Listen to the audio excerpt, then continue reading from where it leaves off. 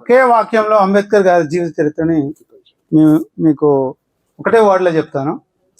దళిత వర్గాల పోరాట చరిత్రయే అంబేద్కర్ గారి జీవిత చరిత్ర. దళిత వర్గాలు ఎలా పోరాటం చేసాయో ప్రతి దాంట్లో దాని వెనకాలో అంబేద్కర్ గారు ఉంటారు.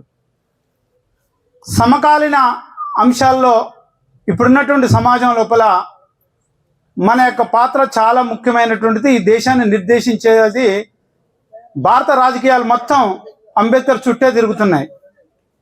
ఇక్కడ మనం గమనించాల్సింది ఏంటంటే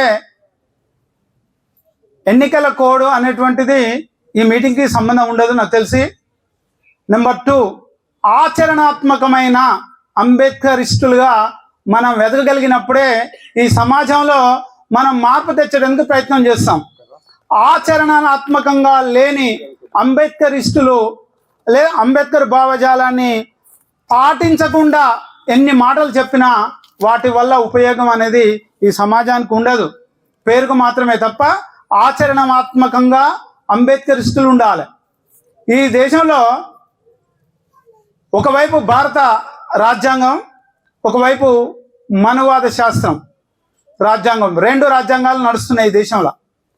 మనం ఎటువైపు ఉండాలనేది ప్రతి దళిత బిడ్డ ముందు వాళ్ళే నిర్దేశించుకొని వాళ్ళు ఎటువైపు ఉండాలో అంబేద్కరిస్టుల యొక్క ఆత్మ పరిశీలన చేసుకొని వాళ్ళు ముందుకు నడవగలిగితే ఈ దేశాన్ని పాలించేటువంటి వాళ్ళ పాలకుల్లో మనమే ముందు వరుసలో ఉంటామని తెలియజేస్తూ ఈ అవకాశం ఇచ్చిన మీ అందరికీ కూడా ధన్యవాదాలు తెలియజేస్తూ ముగిస్తున్నాను. Thank you sir.